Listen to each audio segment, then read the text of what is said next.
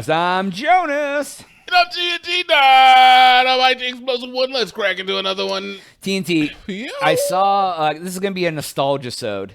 I like nostalgia. So I saw an Ask Reddit question today, and I started going through the comments, and I was just like, oh my God, I forgot all about these things. The question was, people who use the internet between 1991 and 2009, what's the most memorable online trend or phenomenon you remember? So, I don't know what you're talking about. yeah, there you go. So I'm just going to go through some of these. We can talk for a minute or whatever. The first comment says, free online Flash games and videos powered by an extinct Flash player software. Newgrounds, baby. Newgrounds, dude. So many crazy old videos that no one has any idea about. Like Faces of Death. FDA. Faces of Death, which you can now just look at on YouTube. Funny websites that had humor. E-Bombs World, remember that? Like back in the day. World. Yeah, It says online people were more friendly, social, helpful, and decent. Dude, nah. The next one down says, I was obsessed with chat rooms. You used to be able to just get online and just talk to people, and like there was just like community spaces that you could go and chat. That's because it was just like, it was so niche back then, and you had to have a certain level of like, just like knowledge. There was more of a low grade skill check, I guess. The skills floor was higher. Yes. And barrier to entry was higher tue. Like not everyone had a computer. They were expensive. Like Yeah. Here, how about this? ASL?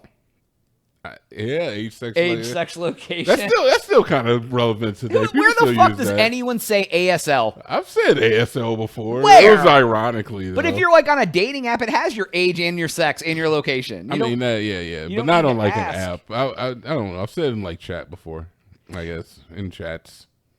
I've been a part of chats. Are you a part of chats at all? I just want to ask this before we get back into nostalgia. What do you mean chats? Have you ever been a part of a chat? Like a group chat?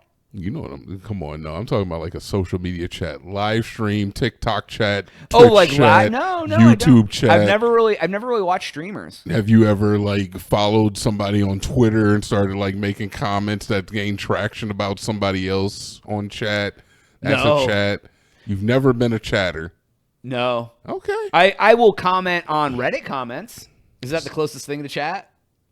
But it's like an Ask Reddit comment that I post that gets traction, or I'll comment on somebody's comment that gets traction. But it's not like a live stream of that. Okay. Yeah, I think Reddit might actually count.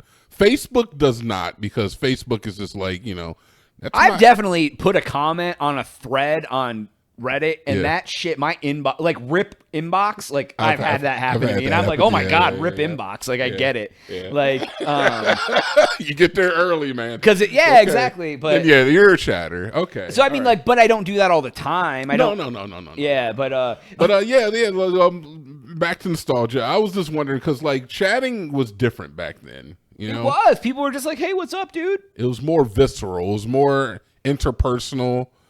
Or I should say less interpersonal, because like, well, I don't know. You could never really check who people were. No, but people were less deceitful, or at least upfront about. Most of the time, like you met someone and they're just like literally they're just like, hey, I'm a person in Florida. You know what I mean? And like you didn't think they weren't them. Now I meet a person on a dating site with 19 pictures, and I'm like, let's get on video chat so you prove that you're you. Yeah. Before I even will like. But that's learned knowledge because of those days, man. Like, do you think grooming was worse or better than? I think grooming it's like people didn't know they were being groomed back then. It didn't even have a diagnosis, so you couldn't, or no, it didn't have there was no illness associated, so you couldn't have a diagnosis. It was like AIDS before AIDS, or what do you call that? I said Asperger's in my head. I said, what do you call that, Jonas? Autism? Autism! Okay. God damn it, thank you. It's like autism. So you couldn't diagnose it because it didn't have a classification. Did you ever use IRC? Like Merck? Like Is that the one where you could put like your little avatar up? No, that was the Palace. Like the Palace! Yes! Dang, you Yeah. reminded me. That shit was good. No, Merc was the. It was a separate program. It was only chat rooms. I definitely use Merc. Though. That shit was I remember that wild. shit.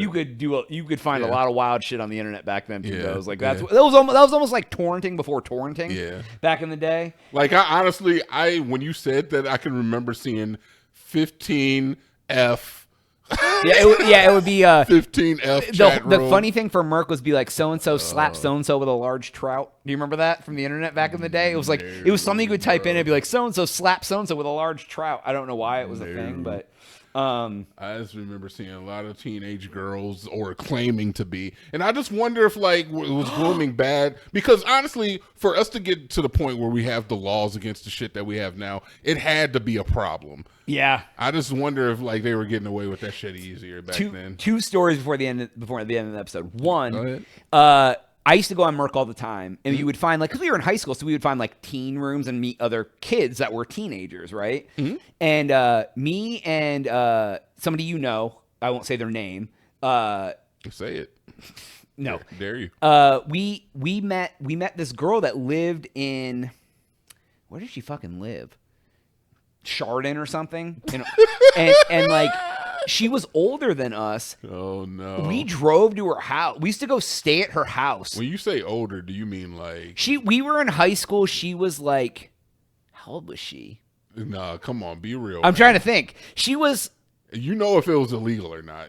Was it legal or was it illegal? That's all I need to know. I mean, she was over 18. Okay. But she It wasn't was like, illegal. But she wasn't Okay. like 28. Shit. We can't be throwing shade at pedos, man. Well, no. Stop But it, she, stop it, we stop would it, go stop it. we would go and hang out. fuck? I remember she was a manager at Hardee's. Yeah, so she was a fucking She came up dirty and went to pedophile. homecoming with me. Like she came up and went to our homecoming. And she was a pedo? I. That's fucking disgusting. She never had sex. She never had sex with any of Nah, us. bro, that's fucking gross. She never had sex. That's fucking disgusting, brother. I mean, she You would. went to homecoming with a pedo. Great job. Another great story. Don't put that on me. No, I'm putting it She on you came because up that's to what go- the fuck happened. She wasn't a pedo. She was. She didn't have sex with anyone. It doesn't matter. If Oh, a guy went to homecoming with a 15-year-old girl and he's 24, She wasn't that that's old. a pedo. She wasn't. Anyways, so the other. Right?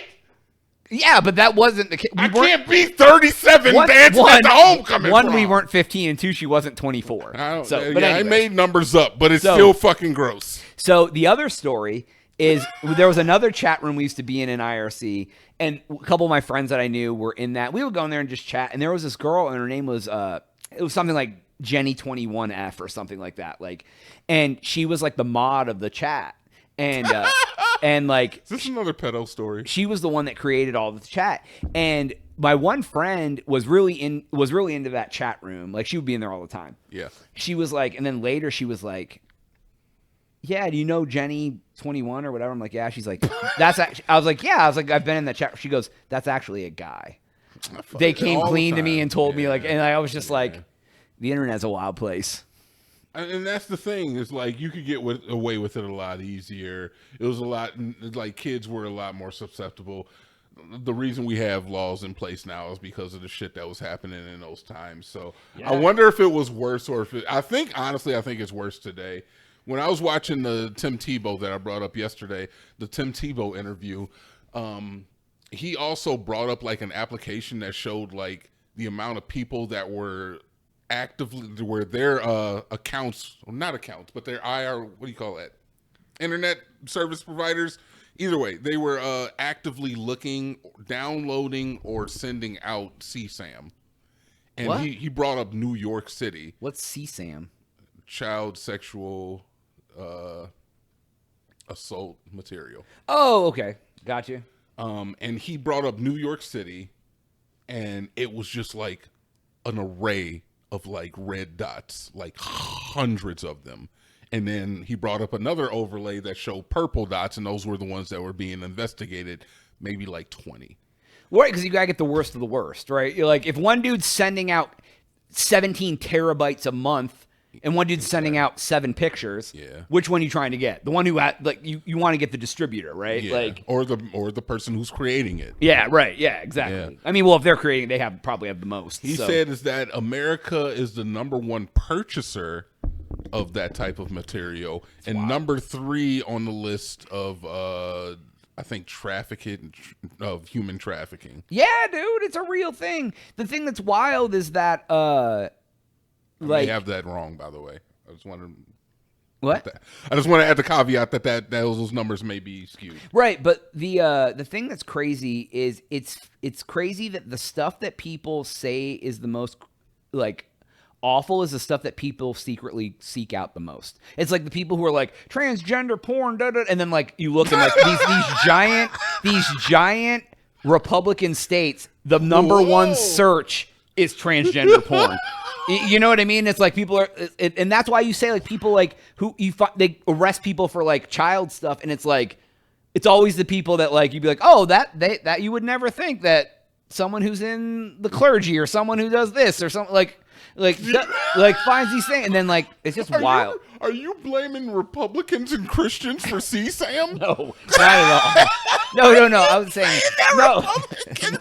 All of them. No, what I'm saying is like shit, this is funny. it's like a lot of times the things that people clamor on about the most are the things that they're the guilt. It's like when you accuse your ex of cheating or your girlfriend of cheating when you're the one cheating, or they accuse you when they're the one. They're like let me see your phone, and like then you're like, let me see your phone. No, why would you think I want? Like, you know, it's like, I'm like, bro, y'all are wild. I'm just bringing light to the fact of the internet was a very wild place, and I feel like people were way more impressionable, and I'm surprised that I made it out alive because back in the old school internet days, there was a lot less regulation.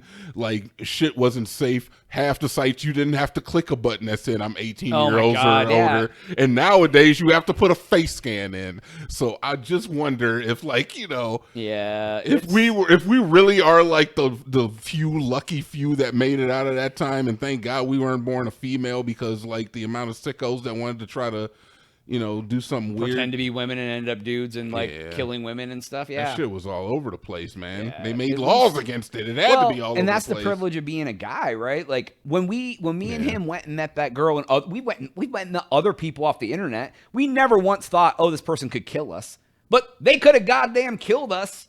Like, you know what I mean? We could have showed up. It could have been a dude, and they could have murdered us. Like, we didn't think shit about it. Yeah. You could have easily been the one. Girls would have thought that. They're like, I'm not going to go out there. Like, I remember, like, in the early 2000s, girls talking about not wanting to do online dating because of how dangerous it was.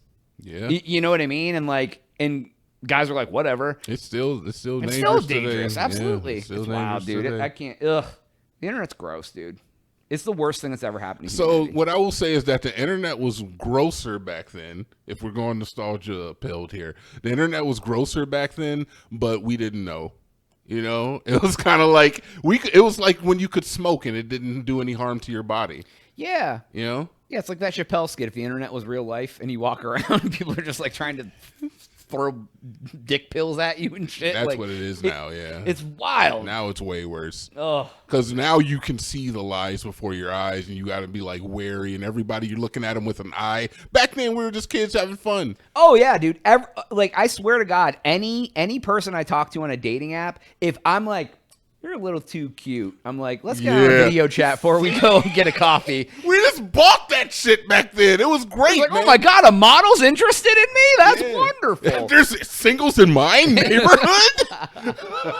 God damn, they're always in my neighborhood. But yeah, dead ass, man. It was just like ignorance is bliss. Yep, ignorance for sure. So, all right, that's all the time we have for this episode. Please make sure to like and subscribe for Jonas. TNT. Oh, yeah.